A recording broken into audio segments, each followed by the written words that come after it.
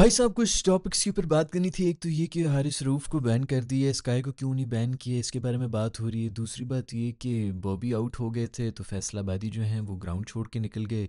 उससे पहले लाहौर में भी जो है वो इसी तरह बहुत से लोग जो हैं वो ग्राउंड छोड़ के निकल गए। इसके ऊपर भी बहुत बहस हो रही है कि आखिर क्यों कर रहे हैं ये। इसके बारे में भी डिस्कस करेंगे कि मेरा क्या पॉइंट है। लेकिन सबसे पहले बात करेंगे कि क्या पाकिस्तान के साथ वाकई बहुत बुरा हो गया, जुल्म कर दिया है आईसीसी वालों ने। स्काई को बैन नहीं किया, अर्शदीप वो जो छोटी सी छिपकली है पतली सी उसको बैन नहीं किया, रूफी को बैन कर दिया है 2 मैचेस के लिए। ओडीआई में रूफी को बैन कर दिया है। हरकत उसने T20I में की है लेकिन बैन उसको ओडीआई के अंदर कर दिया है। अच्छा यार, ओडीआई के अंदर ही सारी सज़ाएं जो है निकाल दिया करो, क्योंकि ओडीआई वैसे भी पता नहीं, हम जैसे मजबूर लोग ही देख रहे हैं। वैसे भी रूफी भाई को मेरा ख्याल में थोड़ा सा रेस्ट मिलना भी चाहिए था। अब तो आकिब भाई भी वैसे उनके मतलब माई बाप हैं, वो भी हैं इंचार्ज, और अब तो उनके बेस्ट फ्रेंड शाहीन भी बन गए हैं टीम के कप्तान। तो उनको ओडीआई से बाहर रखना भी बड़ी बात है। यही नसीम ने बहुत बड़ा मौका पकड़ के जो है ना कल अच्छी परफॉर्मेंस दे दी। वही बड़े अरसे जो ड्यू थी कि कोई एक दिन तू भाई थोड़ी डिसेंट बॉलिंग करा दे, तो नसीम ने वो भी कर लिया। दूसरा विनिंग रन्स भी टांग मार के जो भागा है वो मेरा दोस्त जो है वो फिर से जो है मैन ऑफ द मैच मेरे ख्याल में नसीम को ही होना चाहिए था। खैर पॉइंट ये है कि रूफी को बैन कर दिया है और सूर्या कुमार यादव को बैन नहीं किया। बाकियों को बैन नहीं किया। बुमराह ने भी हरकतें की, उसने भी इशारे किए, तो उसको क्यों नहीं बैन किया, सिर्फ रूफी को क्यों बैन कर दिया। पाकिस्तान की तरफ से मैं कुछ असल में बेसिकली न्यूज़ चैनल्स देख रहा था, उसके अंदर जितना चीख चीख के वो बोल रहे थे ना, भारत की हठधर्मी, भारत ने फिर एक दफ़ा अपना रंग दिखा दिया, ये कर दिया वो कर दिया, तो मुझे थोड़ा सा वैसे ही शक हो गया। मैंने कहा यार एक तो न्यूज़ चैनल्स को देख के ना वैसे भी कोई ओपिनियन नहीं बनाना चाहिए।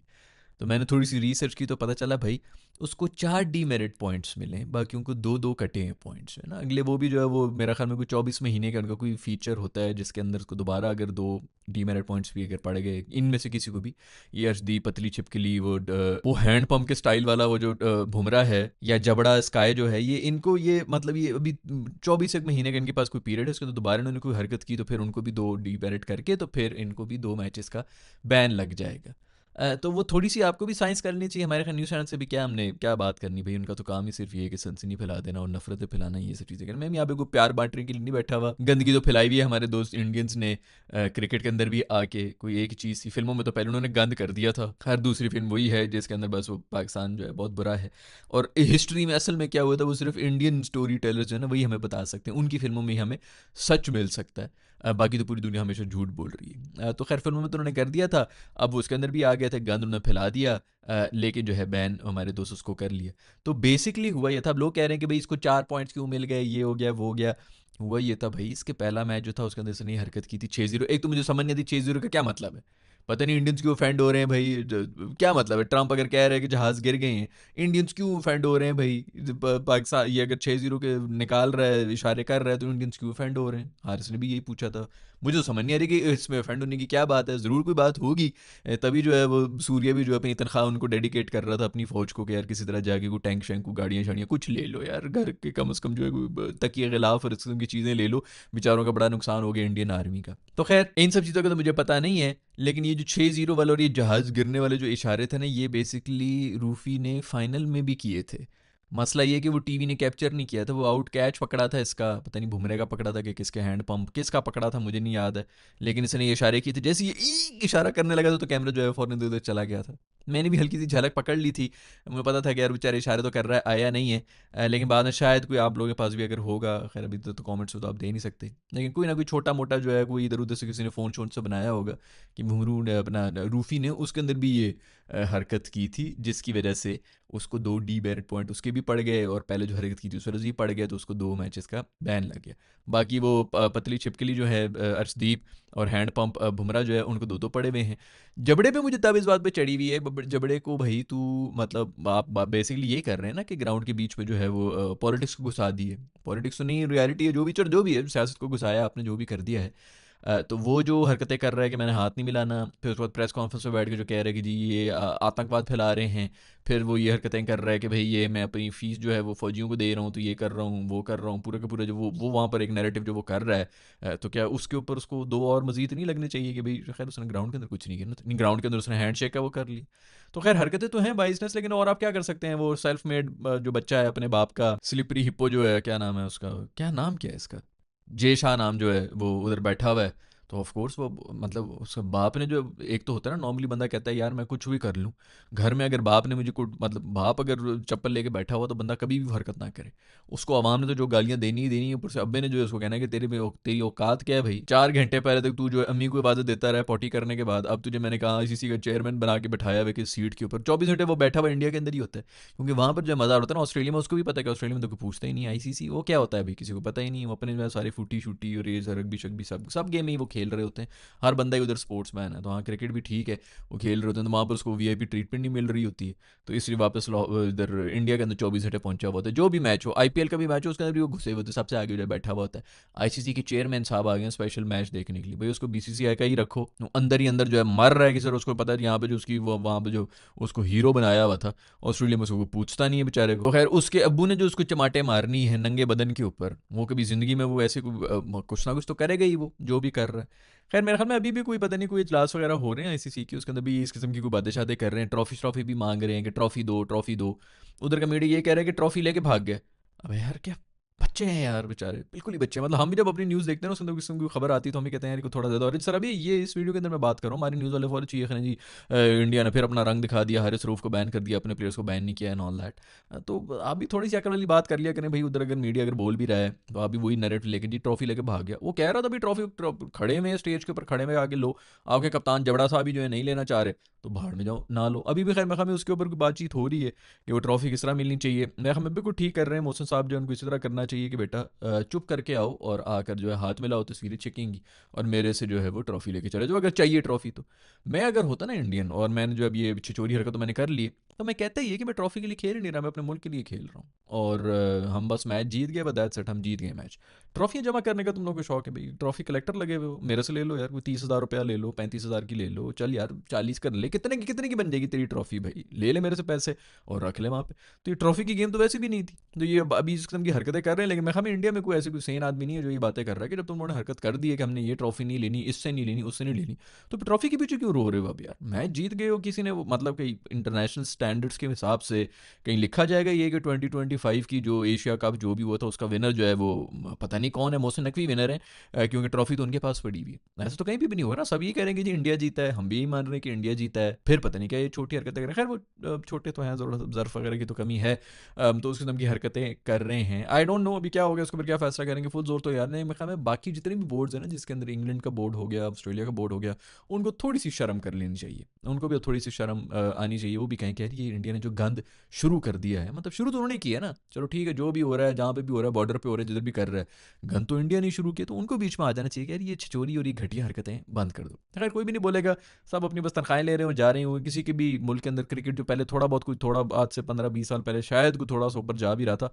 वो मजीद ख़त्म होता जा रहा है और अब सिर्फ इंडिया ही देख रहा है, वही खुश हैं, वही आईपीएल को लंबा करते जा रहे हैं। 3-3 महीने की विंडो जो है वो 4-5 महीने में चली जाएगी, बाकी 4-5 महीने वो जो हमने इसको भी हरा दिया, हमने उसको भी हरा दिया, वर्ल्ड हम चैंपियन बन चुके हैं। पीछे वर्ल्ड के अंदर खेलती हुई 3 कंट्रीज़ हैं जो कि अभी ये क्रिकेट खेल रही हैं। तो खैर ठीक है, अब ये इसी तरह चल रहा है, सब लोग अपनी नौकरियां कर रहे हैं, बिल्कुल ठीक ही कर रहे हैं, कोई ज़रूरत नहीं इस गद में पढ़ने की भी। खैर दूसरी खबरें जो हैं वो बड़ी फैली हुई हैं, कल से ही फैली हुई हैं, हर जगह मैं सोशल मीडिया पे देख रहा हूँ, लोग जो हैं वो जी बड़े नाराज़ हो रहे हैं कि जी फैसलाबाद वाला क्राउड जो है वो निकल के क्यों चला गया, बाबर आउट हो गया तो फैसलाबाद वाला क्राउड चला गया।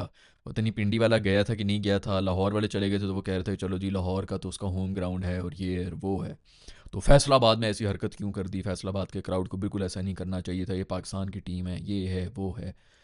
इसमें इतना नाराज़ होने वाली क्या बात है यार। अल्लाह ताला ने अगर किसी बंदे को दी भी, उसकी फ़ैन फॉलोइंग है, बाबर की है, बाबर को देखने के लिए आए, उसके आउट होने पे वो अगर नाराज़ होके जा रहे हैं कि दिल बर्दाश्ता होके जा रहे हैं, लोगों की मर्ज़ी है भाई, फैंस की मर्ज़ी होती है। अब इसके ऊपर भी हम डिक्टेट किया करेंगे कि नहीं तूने उसको सपोर्ट नहीं करना, तूने इसको भाई आप अपना बता दें कि मैं किसको सपोर्ट करता हूँ, मैं किसको नहीं करता। आप अपना बता दें कि जी मैं किसी का फ़ैन नहीं होता, आपका अपना ओपिनियन है, मगर आप अगले को इस चीज़ के ऊपर थोड़ी गाली दे सकते हैं कि तू क्यों उसको सपोर्ट कर रहा है। भाई भाई कोहली के अंधभक्त किस्म के फैंस हैं, जो वो पता नहीं क्या, वो पिछले दिनों वो जो भी आईपीएल में उसको आउट करता था या कोई गाली शाली देता था, उसके इंस्टाग्राम पे जाके उसको गालियां दे रहे होते थे।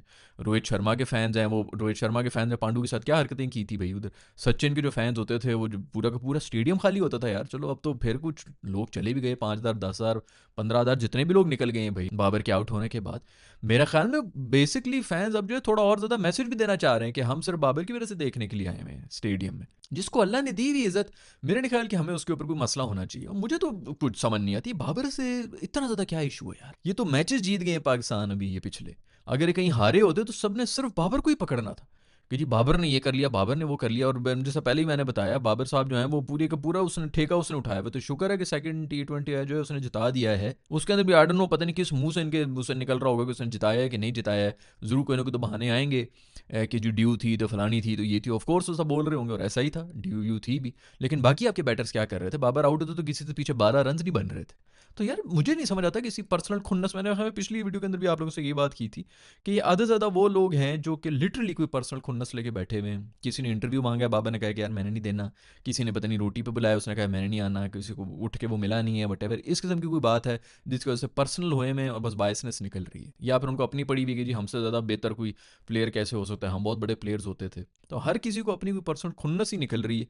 अब बाबर के फैंस हैं, उनकी मर्जी है वो जब मर्जियाँ हैं, उनकी मर्जी है वो जब निकल के जाएं, उनकी मर्जी है वो बाबर के आउट होने पे ग्राउंड के अंदर आएँ कि बाबर के आउट होने पे ग्राउंड से बाहर जाएं। हम कैसे किसी को बता सकते हैं कि भाई ये पाकिस्तान की बड़ी बेइज्जती है फलानी? आप स्टेडियम में आ गए हैं, इसी तरह होता है भाई। आपका भी ये रोहित शर्मा और कोहली नहीं थे इंडिया वाली टीम के अंदर जो पाकिस्तान के मैचेस हो रहे थे, तो कम आए हुए थे ना स्टेडियम की उस तरह, वो सोल्ड आउट भी नहीं हो रहे थे। रोहित शर्मा के भी बहुत फ़ैन हैं, कोहली के उससे भी ज़्यादा फैंस हैं। तो इसी तरह होते हैं, कैरेक्टर्स होते हैं। हमारे शाहिद अफरीदी के बारे में ये नहीं होता था, लोग जो हैं वो इतने किस्से हैं, यूनुस खान वगैरह यही बोल रहे होते थे कि भाई मैं 200-300 मेरे होने वाली है, वो शाहिद अफरीदी आउट होकर जाता तो पूरा स्टेडियम निकल गया, मेरी 300 के लिए कोई नहीं बैठा हुआ। अभी भी किस्से हैं। ज़माना ये बेसिकली उस ज़माने में ना ये सोशल मीडिया नहीं था, तो इतनी ज़्यादा बकवासें जो है हर किसी की वो निकल निकल के नड़ते। अब हर किसी को हर चीज़ से ये इशू होना शुरू हो गया। भाई ये हर ज़माने में होता रहा है।